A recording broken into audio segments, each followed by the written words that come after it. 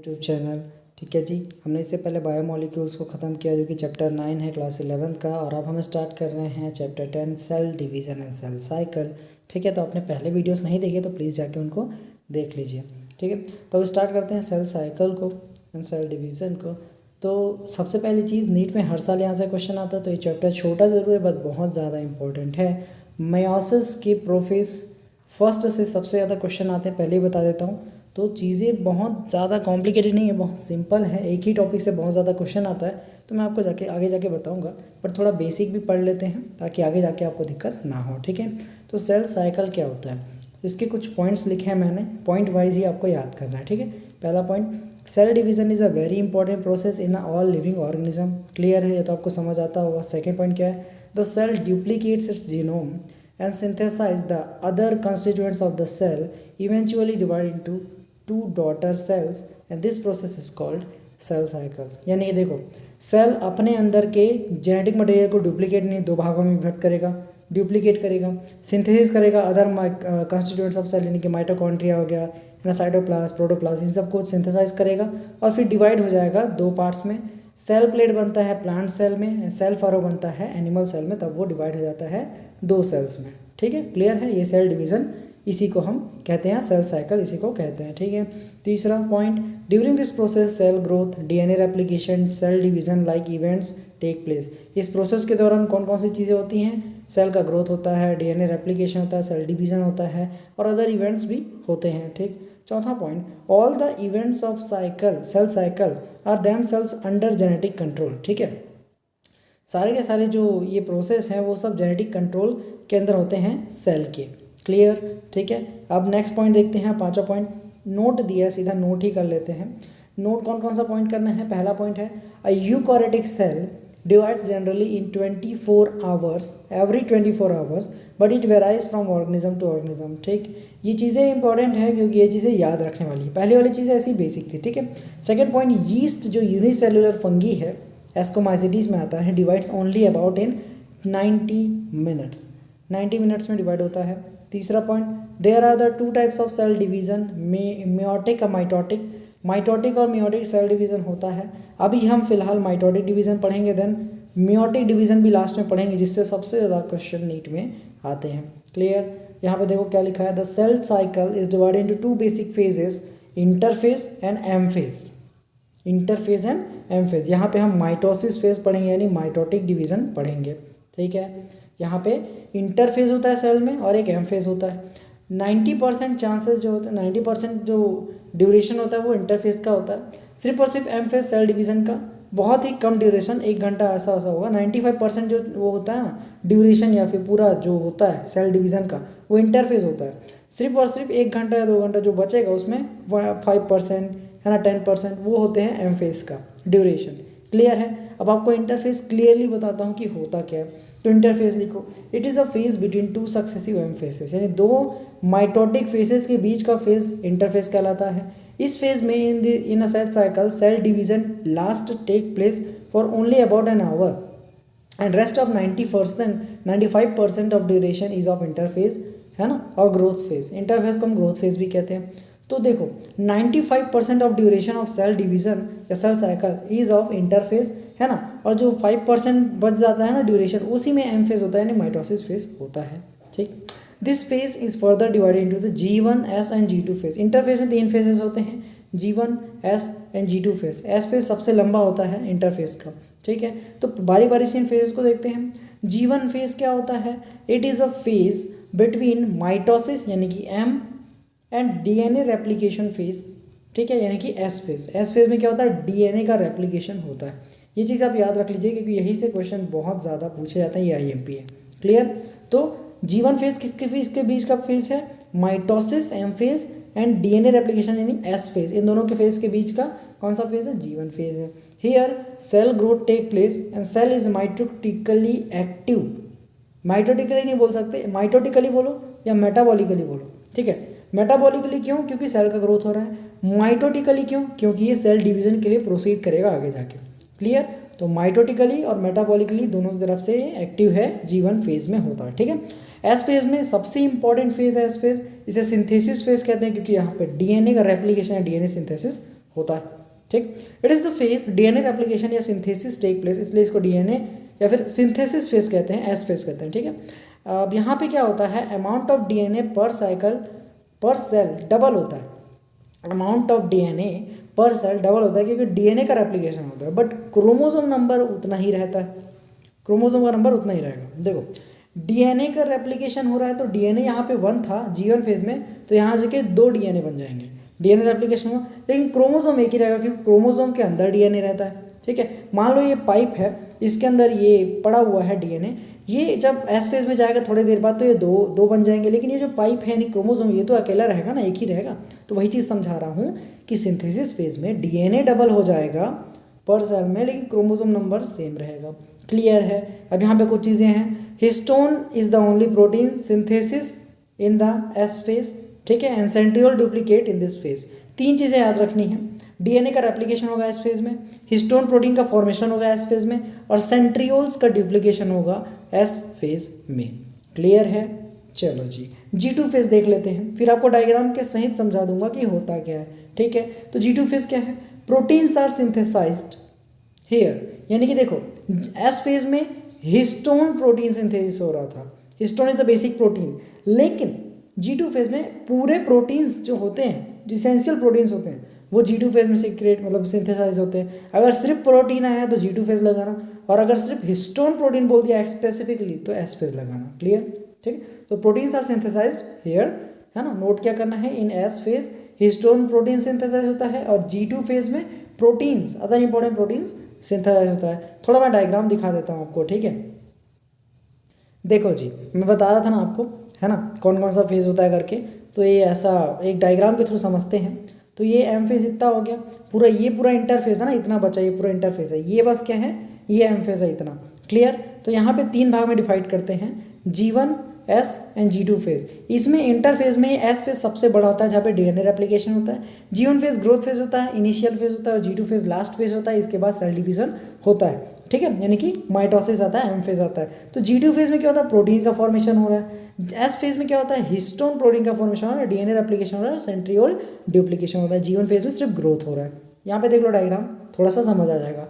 M1 G1 है ना, M phase, G1 phase, S phase and G2 phase, ठीक। और यहीं पे G1 के बाद या फिर G1 के साथ में लगा हुआ क्या रहता है, G0 फेज। अब G0 फेज क्या होता है, G0 phase is the quiescent centre या फिर non active state of the cell, है ना। क्विसेंट सेंटर क्या होता है, सेल रिपेयरिंग होता है। देखो गाड़ी खराब हो जाती है तो उसको चलाते थोड़ी ना, उसको गैराज में रख देते हो, चलाते नहीं हो, उसको ठीक करते हो, तो उस समय क्या है, इनएक्टिव है, ठीक है, इनएक्टिव होता है, सेल रेस्ट पे रहता है, ठीक है।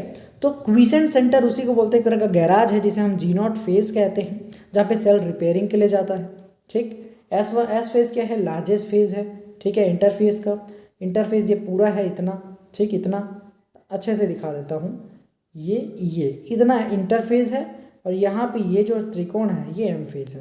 क्लियर, ठीक है। अब सेल साइकिल में कुछ ट्रिक हैं बताऊंगा आपको आगे, लेकिन उससे पहले एक क्वेश्चन छोटा सा जो आता है बेसिकली नीट में, तो उसको आपको थोड़ा सा समझा देता हूँ, ठीक है। तो देखो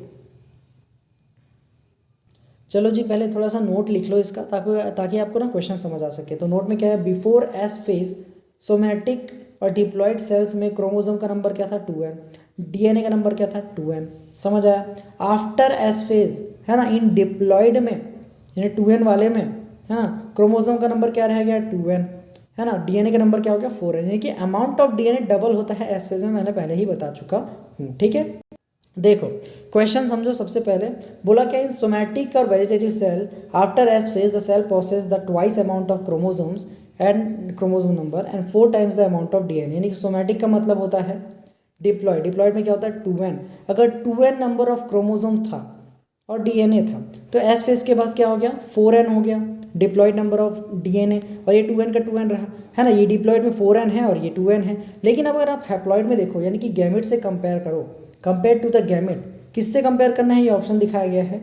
तो अगर आप गैमेट में देखोगे तो डिप्लॉयड जाइगोट होता है, और इसको गैमेट में तोड़ेंगे तो n और n, ठीक है। तो n नंबर ऑफ क्रोमोसोम्स, यहाँ पे हमारे 4n जो डीएनए है और 2n क्रोमोसोम है, तो n में टूटेगा, ठीक है, गैमेट में, और 4n का 2n और 2n में टूटेगा, ठीक है। अगर 4n हमारे पास नंबर है डीएनए का, तो इसको डिप्लॉयड हैप्लॉयड में तोड़ना है तो 2n और 2n का टूटेगा ना, अरे 2 से डिवाइड करोगे तो आएगा ना भाई यही चीज़। तो यही चीज़ तो बोला है हैप्लॉयड, यानी कि अगर आप इस चीज़ को कंपेयर करोगे, किससे कंपेयर करोगे, तो हैप्लॉयड गैमेट से कंपेयर कर सकते हैं, ठीक है। हैज़ हैप्लॉयड गैमेट के पास कितना नंबर होगा, has n number of chromosomes remain after the S phase, है ना, we know 2n DNA, chromosomes कितने बचेंगे n, and after S phase we know 2n DNA बचेंगे। 2n क्या है, डिप्लॉयड, हैप्लॉयड यहाँ पे गैमेट के लिए है हैप्लॉयड, डिप्लॉयड में 4n होता, वहाँ पे n है तो हैप्लॉयड के लिए है, 2n किसके लिए होता, डिप्लॉयड के लिए होता। क्लियर है। अगर आपको ये क्वेश्चन समझ नहीं भी आ रहा है तो कोई दिक्कत नहीं, बस एक चीज़ याद रखना, वो चीज़ क्या है, ये कि बिफोर एस फेज सोमैटिक और डिप्लॉयड सेल में क्रोमोसोम का नंबर 2n था, डीएनए का नंबर 2n था, लेकिन आफ्टर एस फेज डिप्लॉयड यानी कि उसी सोमैटिक सेल में 2n क्रोमोसोम रह गया, 4n डीएनए बन गया, यानी कि डबल हो गया डीएनए का अमाउंट। क्लियर।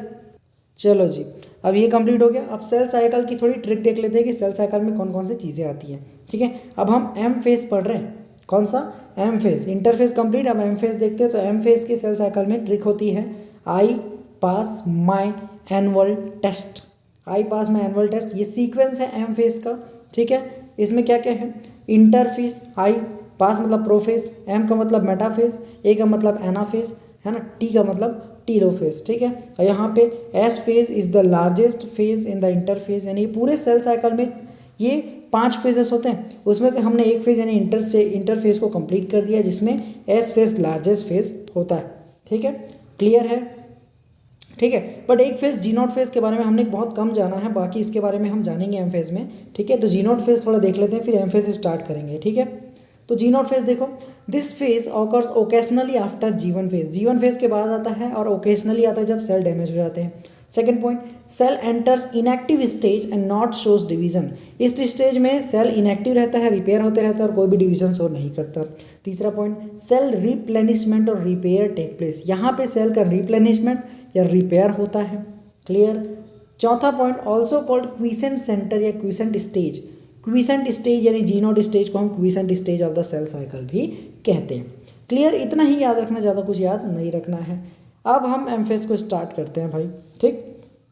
एमफेस क्या होता है, पास माई एनुअल टेस्ट, ये ट्रिक है, यानी कि प्रोफेज, मेटाफेज, एनाफेज, टीलोफेज, ये 4 फेज इसके अंदर पाए जाते हैं। This phase is called equational division या mitotic phase where actual cell division take place, यहाँ पे एक्चुअल सेल का डिवीजन होता है। अभी तक से टाइम पास हो रहा था, ठीक है, बनना अपने आप को डुप्लीकेट करना, जीनोमिक प्रोडक्ट्स, वो सब हो रहा था इंटरफेज में, लेकिन अब एक्चुअल सेल डिवीजन होगा यहाँ पे, ठीक है। नोट क्या करना है, सेल डिवीजन को हम बोलते हैं साइटोकाइनेसिस, न्यूक्लियस का डिवीजन को बोलते हैं कार्योकाइनेसिस, ठीक है। Largest phase of M phase, largest phase of M phase कौन है, प्रोफेज, प्रोफेज ही सबसे बड़ा है, किसमें, एम फेज में सबसे बड़ा फेज कौन सा है, प्रोफेज, ठीक है। और इंटरफेज में सबसे बड़ा कौन सा था, एस फेज। क्लियर, ये चीज़ें याद रखने वाली हैं, छोटी छोटी चीज़ें हैं। तो प्रोफेज को देख लो, प्रोफेज क्या होता है, इसमें 2 चीज़ें होती हैं, अर्ली प्रोफेज, लेट प्रोफेज, ठीक है। तो अर्ली प्रोफेज में क्या है, पहला क्या क्या चेंजेस आते हैं, क्रोमेटिन या क्रोमोसोम मटेरियल अनटैगल टूटता है ना, टूटता है and starts condensing to form chromosome. Chromatin, ऐसे ऐसे क्रोमेटिन स्ट्रक्चर ये टूटेगा, है ना, और ऐसे टूटेगा क्रोमेटिड्स में और एक कंडेंस होकर क्रोमोसोम का फॉर्मेशन ऐसे करेंगे। क्लियर है, समझ आया। सेकेंड पॉइंट, द सेंट्रोमियर और the centriole which get duplicated during the S phase now move towards the opposite pole. देखो सेंट्रिओल या फिर सेंट्रोसोम जो डुप्लीकेट हुआ था ना एस फेज में, वह पोल्स की तरफ जाएगा, ठीक है, यानी कि ये सेल है तो पोल्स की तरफ जाएगा, ठीक है, और फिर अट्रैक्ट करेगा किसको, क्रोमोसोम्स को अपनी तरफ, ऐसे स्पिंडल फाइबर्स बनाएगा। क्लियर, बताऊंगा अभी, डायग्राम दिखाऊंगा, टेंशन मत लो। अब लेट प्रोफेज में क्या क्या होता है, पहला Golgi complex, Golgi complex, endoplasmic reticulum, nucleolus, nuclear membrane, envelope disappear होता है। क्लियर, ठीक है, ये प्रोफेज का अंतिम है, ये शुरुआत था। ओके, सेकेंड पॉइंट क्या है, chromosomes are seen to be composed of 2 chromatids attach together at the centromere. इस फेज में यानी लेट प्रोफेज में ऐसे सेंट्रोमियर बीच में रहता है और क्रोमैटिड्स को अटैच करके रखता है क्रोमोसोम का, ठीक है। अब देखो ये तो इतनी चीज़ें आपको याद रखनी ही होंगी, है ना, इसी से क्वेश्चन कभी कभी आ जाता है कि लेट प्रोफेज अर्ली प्रोफेज में क्या क्या होता है बताइए करके, ठीक है। सेकेंड जो है वो फेज़ है मेटाफेज, ठीक है, बहुत इंपॉर्टेंट फेज़ है मेटाफेज, सबसे बेस्ट फेज़ माना जाता है किसी क्रोमोसोम के स्ट्रक्चर को पढ़ने के लिए। ठीक है, तो पहला point, chromosomes come to lie at the equator. यहाँ पे 2 सेंट्रियोल्स थे, उन्होंने स्पिंडल फाइबर बनाया, ऐसा अट्रैक्ट किया क्रोमोसोम को, और क्रोमोसोम्स ऐसे एकदम इक्वेटर पे अलाइन हो जाते हैं और इस फेस को देखने में बड़ा मजा आता है। ठीक है, तो chromosomes come to lie at equator and spindle fibres attach to the kinetochores of the chromosome. यानी कि काइनेटोकोर क्या होता है, एक डिस्क लाइक स्ट्रक्चर होता है जो कि सेंट्रोमियर के पास प्रेजेंट होता है। ये सेंट्रोमियर है, अटैच किया क्रोमोसोम को, यहाँ पे डिस्क लाइक स्ट्रक्चर होगा काइनेटोकोर जो कि स्पिंडल फाइबर के साथ अटैच होगा। क्लियर है, एकदम सिंपल है।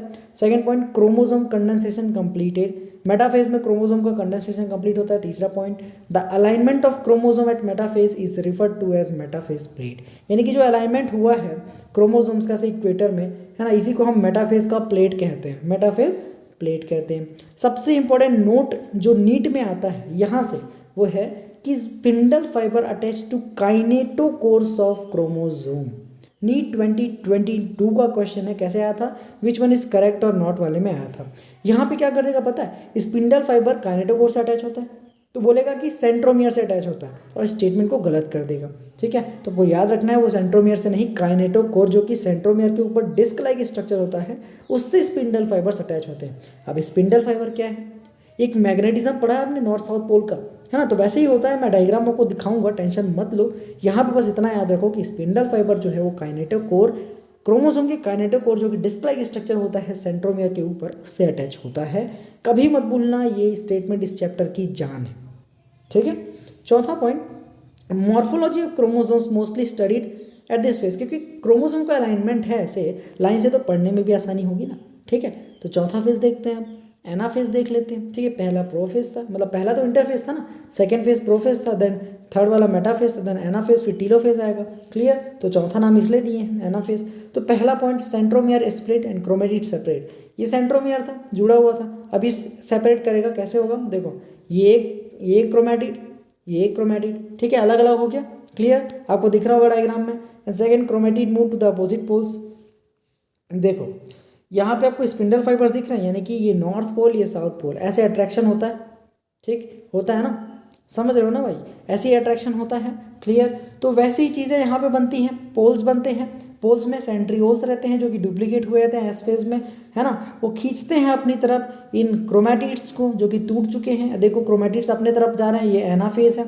ठीक, शुरू से बताता हूँ, प्रोफेज में डिसअपियरेंस हुआ न्यूक्लियर मेम्ब्रेन का, ओके डन। उसके बाद मेटाफेज में अलाइनमेंट हुआ, दिखा। ठीक, अब एनाफेज में देखो एक मूव कर रहे हैं, स्पिंडल फाइबर खींच रहा है इनको, मूव किया, ओके। अब टीलोफेज में डिवाइड होगा, पूरा का पूरा जो न्यूक्लियर है, न्यूक्लियस है, वो 2 भागों में डिवाइड हो जाएगा। ठीक, यानी कि न्यूक्लियर डिवीजन कार्योकाइनेसिस जो है टीलोफेज में हो जाता है। ओके, तो देखो आगे हम पढ़ेंगे, पहले फिगर को थोड़ा देख लेते हैं इन सब का क्या क्या है। तो क्रोमोसोम देखो यहाँ पे दिख रहा है आपको क्रोमोसोम। क्रोमोसोम में क्या होता है, इस टाइप से स्ट्रक्चर होता है क्रोमोसोम का, गलत बना दिया यार, क्रोमोसोम का स्ट्रक्चर कुछ इस टाइप से होता है। क्लियर, यहाँ पे एक सेंट्रोमियर होता है, उसके ऊपर एक डिस्क लाइक स्ट्रक्चर होता है, इससे काइनेटोकोर्स जुड़ते हैं। क्लियर है, और ये सेंट्रोमियर, ये वाला सेंट्रोमियर है। ठीक, जो क्रोमैटिड्स हैं, आर्म बोलते हैं क्रोमोसोम का। ठीक, समझ आया इतना, मैंने क्रोमोसोम के बहुत सारे टाइप्स आपको 8 चैप्टर में बता चुका हूँ। ये क्रोमैटिड्स हैं, सेपरेट हो गए। ठीक है, और इंटरफेज स्टेज में फिर से जाएगा।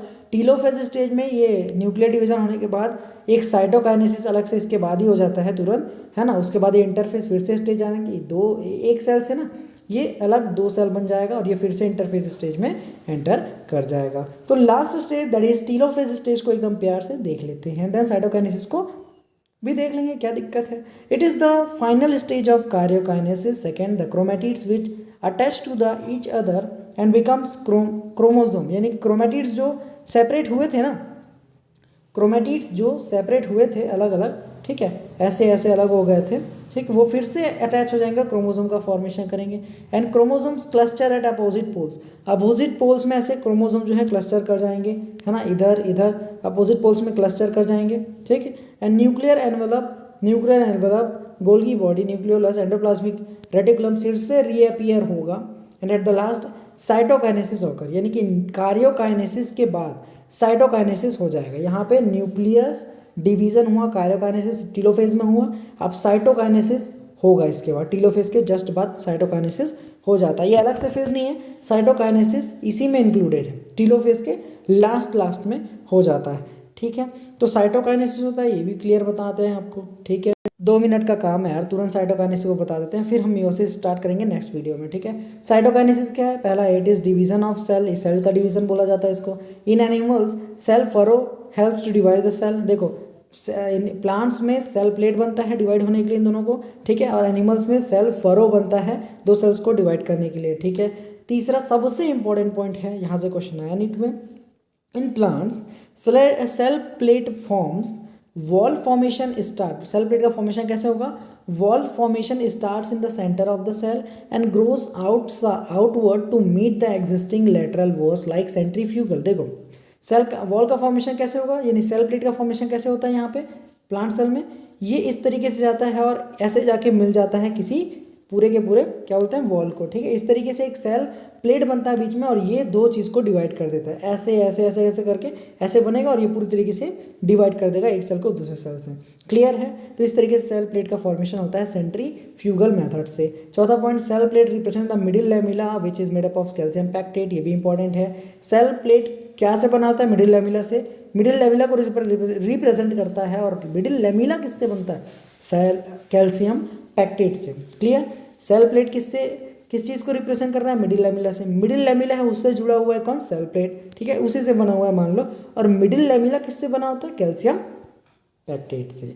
पांचवा point, if karyokinesis not followed by cytokinesis then formation of syncytium occurs that is multi nucleate condition. देखो हमने क्या बोला, न्यूक्लियस का डिवीजन होता है किसी भी सेल में पहले सेल डिवीजन से, ठीक है। लेकिन बाय चांस अगर ये सेल न्यूक्लियस डिवीजन के बाद डिवाइड ना हो तो एक ही सेल में दो न्यूक्लियस पाए जाएंगे और इसी कंडीशन को हम सिंसाइटियम कहते हैं, यानी कि एक सेल के अंदर बहुत सारे न्यूक्लियस बन जाना सिंसाइटियम कहते हैं, है ना। ठीक है, समझ आया? एक एग्जाम्पल क्या है? Liquid endosperm of coconut that lead to nucleus divided by cell not divided and lead to the multinucleate condition.